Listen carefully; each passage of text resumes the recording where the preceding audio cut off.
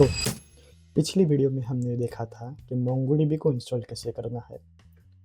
हमने मोंगोडीबी के अंदर बेसिक क्वेरीज भी देखी थी, डेटाबेस बनाया था और कलेक्शंस भी बनाए थे। अब आज हम मोंगोडीबी के अंदर CRUD ऑपरेशंस समझने वाले हैं। CRUD ऑपरेशंस किसी भी तरह के डेटाबेस में सबसे इम्पॉर्टेंट ऑपरेशंस होते हैं। इन्हीं CRUD ऑपरेशंस की वजह से तुम डेटाबेस में इंसर्ट कर पाते हो, अपडेट कर पाते हो, डिलीट कर पाते हो और अपने डेटा को व्यू कर पाते हो, देख पाते हो। तो मोंगोडीबी के अंदर डेटा को इंसर्ट कैसे करना है, अपडेट कैसे करना है, डिलीट कैसे करना है और डेटा को व्यू कैसे करना है, हम आज वही देखने वाले हैं।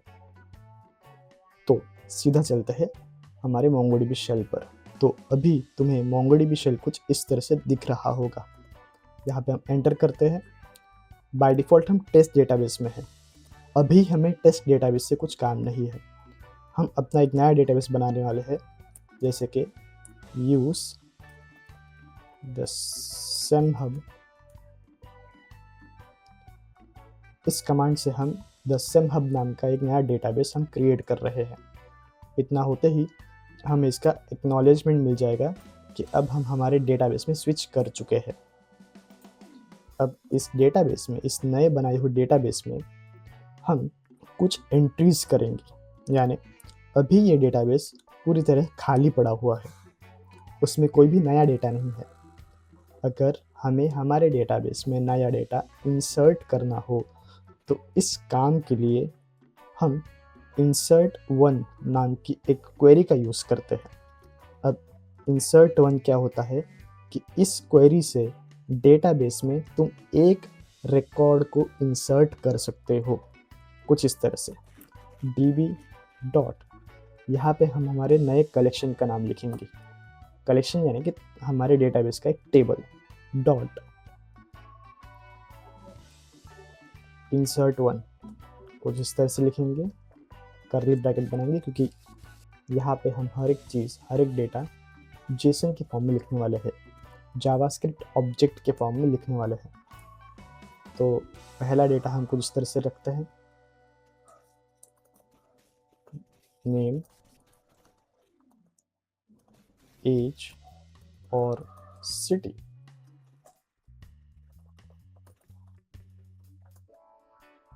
कुछ इस तरह क्वेरी बनाने के बाद हम एंटर करते हैं। अब क्वेरी लिखने के बाद, क्वेरी एग्जीक्यूट करने के बाद कुछ ऐसा आउटपुट हमें दिखाई देगा। इसका मतलब ये है कि हमारी लिखी हुई क्वेरी सक्सेसफुली रन हो चुकी है। डेटाबेस में इस कलेक्शन के अंदर ये डेटा हम सक्सेसफुली इंसर्ट कर चुके हैं। अब कंफर्म करने के लिए कि डेटा सचमुच हमारे डेटाबेस में उस यूज़र नाम के कलेक्शन में इंसर्ट हुआ या नहीं, तो उसके लिए हम एक क्वेरी फिर से लिखेंगे। db डॉट हमारे कलेक्शन का नाम, कौन से कलेक्शन में हमने वो डेटा इंसर्ट किया, उस कलेक्शन का नाम, डॉट फाइंड। फाइंड क्वेरी से हम अपने डेटाबेस के डेटा को देख सकते हैं कुछ इस तरह से। अभी हमने सिर्फ नवीन का डेटा डेटाबेस में इंसर्ट किया है। इस पूरी चीज़ को हम डेटाबेस के अंदर, मोंगोडीबी के अंदर हम डॉक्यूमेंट कहते हैं। एक डेटाबेस में हमें मल्टीपल डॉक्यूमेंट्स अगर इंसर्ट करने हो तो उसके लिए हम कुछ इस तरह से क्वेरी लिखते हैं, db.user.insert many। जब भी हम इंसर्ट मैनी यूज़ करते हैं, मल्टीपल डेटा इंसर्ट करने के लिए इंसर्ट मैनी यूज़ करेंगे, तब वहाँ पे हम एरे का यूज़ करेंगे। हमारा पहला एलिमेंट बताएंगे, हमारा पहला ऑब्जेक्ट बताएंगे, जो कि जेसन ऑब्जेक्ट होगा।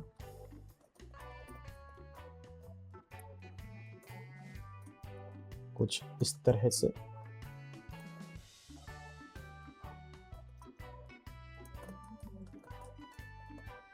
तुम पहले फील्ड दोगे जिसके नेम, एज और सिटी। उसके बाद कॉलन करके तुम उस फील्ड के लिए तुम अपना डेटा दोगे। डिस्क्राइब करने के बाद हम कॉमा करके हमारा दूसरा ऑब्जेक्ट का डेटा हम यहाँ पे बताएंगे। जैसे कि दूसरे ऑब्जेक्ट के लिए नेम कुछ इस तरह से होगा,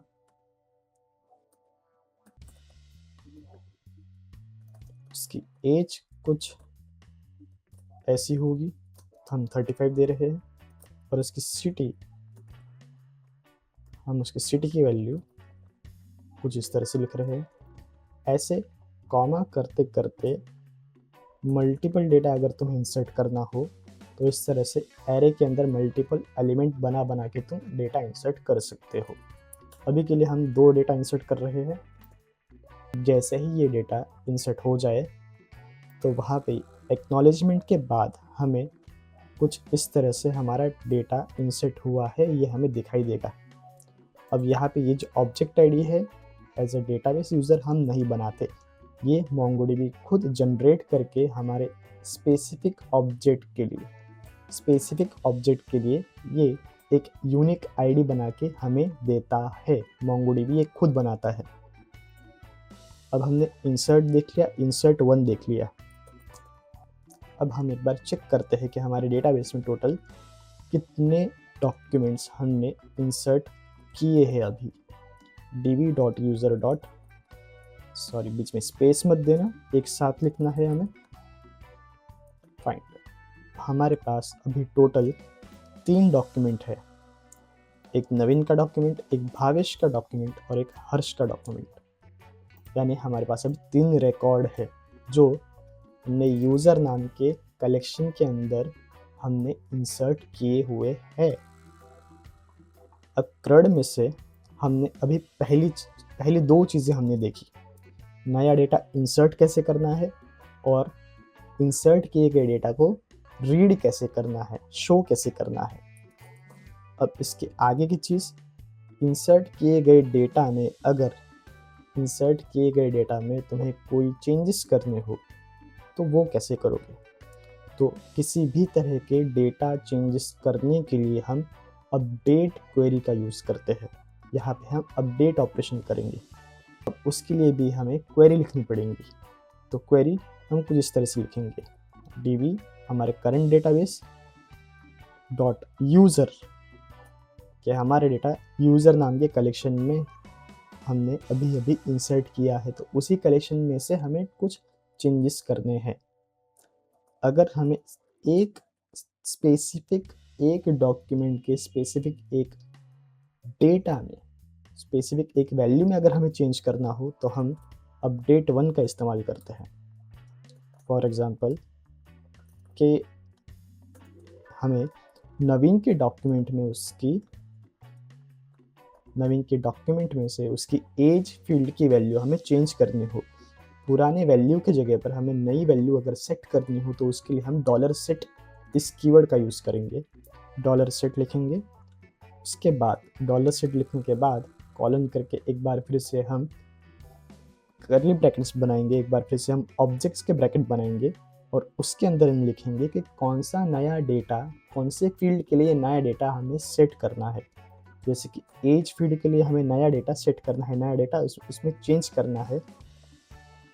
जो भी वैल्यू होगी ये नई वैल्यू हमें पुरानी वैल्यू से चेंज करनी है।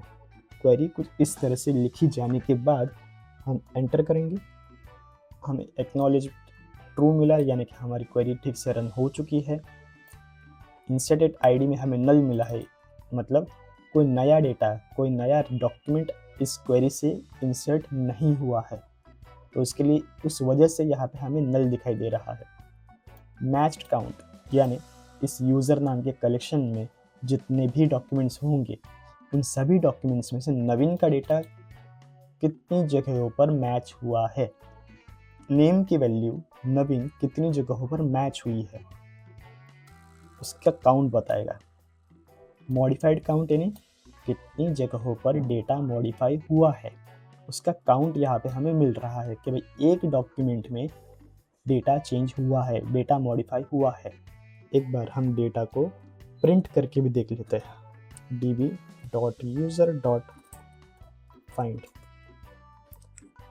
तो नवीन की पुरानी वैल्यू एज की कुछ और होगी कुछ हमने चेंज की होगी, उसकी जगह पे हमने नवीन के डेटा के लिए हमने एज की वैल्यू भी चेंज कर दी है।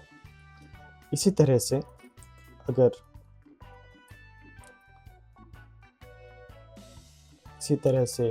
हमें अगर हर्ष की वैल्यू में, हर्ष के डेटा में से हमें उसकी एज की वैल्यू हमें 48 करनी हो, यानी उसकी एज की वैल्यू हमें चेंज करनी हो, तो इस तरह से भी हम कर सकते हैं। सेम फिर से वही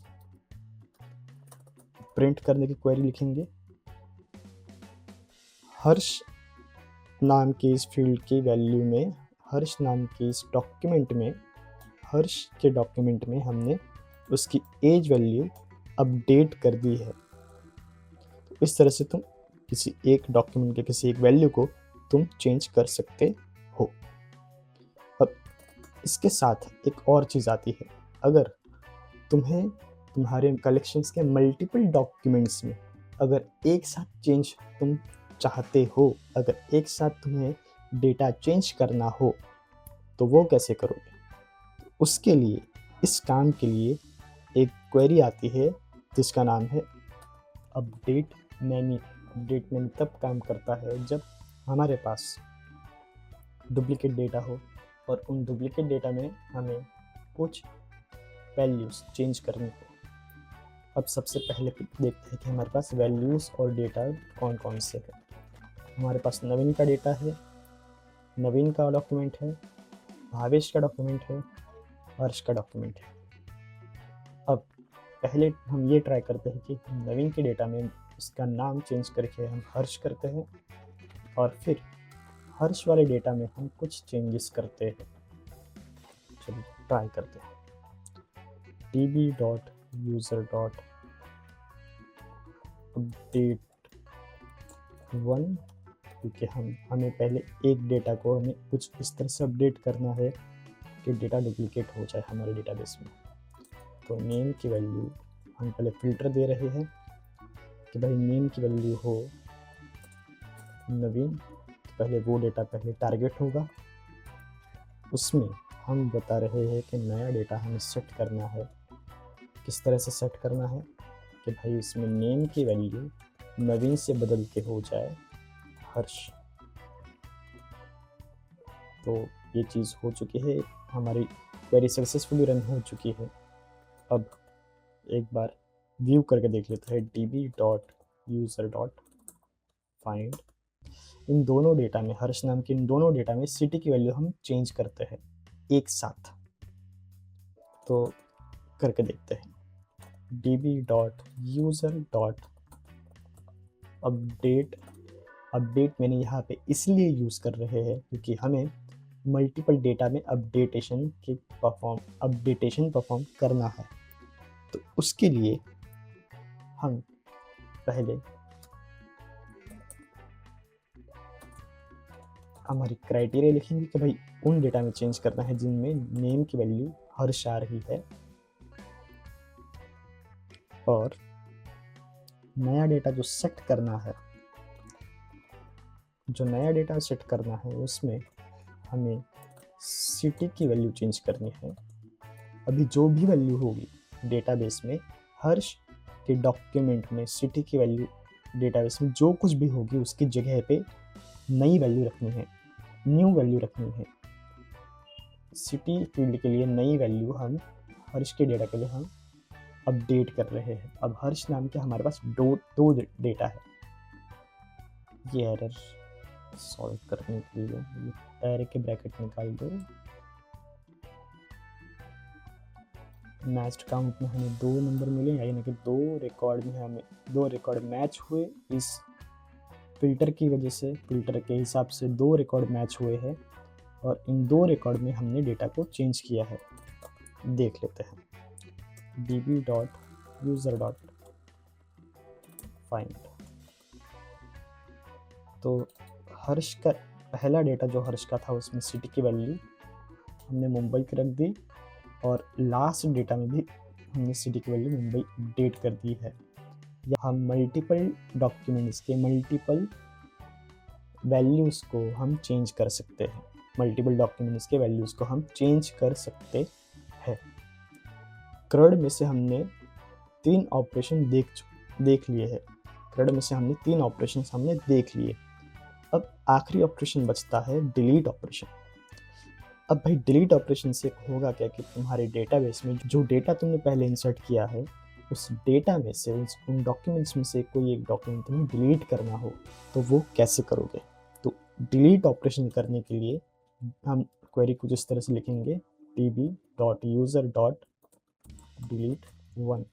डिलीट 1 तब यूज़ होता है जब तुम्हारे डेटाबेस में से किसी एक डॉक्यूमेंट को, किसी एक रिकॉर्ड को डिलीट करना हो। फॉर एग्जांपल कि हमारे डेटाबेस में से हमें पहले भावेश नाम के वैल्यू का डॉक्यूमेंट हमें डिलीट करना है तो होगा क्या कि एक डॉक्यूमेंट जहाँ पे नेम की वैल्यू भावेश हमने सेट की होगी, नेम की वैल्यू भावेश हमने इंसर्ट की होगी, तो उस डॉक्यूमेंट को डिलीट 1 हमारे डेटाबेस में से रिमूव कर देगा। डिलीटेड काउंट 1 यानी एक डॉक्यूमेंट अब यहाँ पे इस क्वेरी की वजह से डिलीट हो चुका है। देख लेते हैं, चेक कर लेते हैं db.user.find। तो अभी हमारे पास दो डॉक्यूमेंट्स है और इन दोनों डॉक्यूमेंट्स में से भावेश का डॉक्यूमेंट हमने डिलीट कर दिया है। इसी तरह से एक आता है डिलीट मैनी। अब डिलीट मैनी कुछ इस तरह से काम करेगा कि मल्टीपल डॉक्यूमेंट्स तुम आराम से डिलीट कर सकते हो। तुम्हारे डेटाबेस में से तुम मल्टीपल डॉक्यूमेंट्स को एक साथ डिलीट कर सकते हो कुछ इस तरह से कि भाई ऐसे डॉक्यूमेंट को डिलीट कर दो जिसमें नेम की वैल्यू हर्ष लिखी हुई हो। तो ऐसे हमारे पास 2 डॉक्यूमेंट्स थे जिनमें नेम की वैल्यू हर्ष थी, तो वो डिलीट हो चुके हैं। एक बार चेक भी कर लेते हैं db.usercollection.find। कुछ भी नहीं आया, हमारे आउटपुट में हमें कुछ भी दिखाई नहीं दिया, यानी कि इस यूज़र नाम के कलेक्शन में अब कोई भी डेटा मौजूद नहीं है। हमने सारे डेटा को, सभी डेटा को एक एक करके हमने डिलीट कर दिया है। इस तरह से हम MongoDB के अंदर CRUD ऑपरेशन परफॉर्म करते हैं। अगर ये वीडियो समझने में, ये टॉपिक समझने में तुम्हें थोड़ी आसानी हुई हो तो वीडियो को लाइक, शेयर और सब्सक्राइब ज़रूर करना चैनल को, और अपने दोस्तों के साथ भी इसे शेयर करना। अगली वीडियो में हम देखेंगे कि MongoDB के अंदर कुछ ऑपरेटर्स को हम कैसे यूज़ करते हैं। तब तक के लिए keep learning, keep growing and keep practising. This is the SemHub।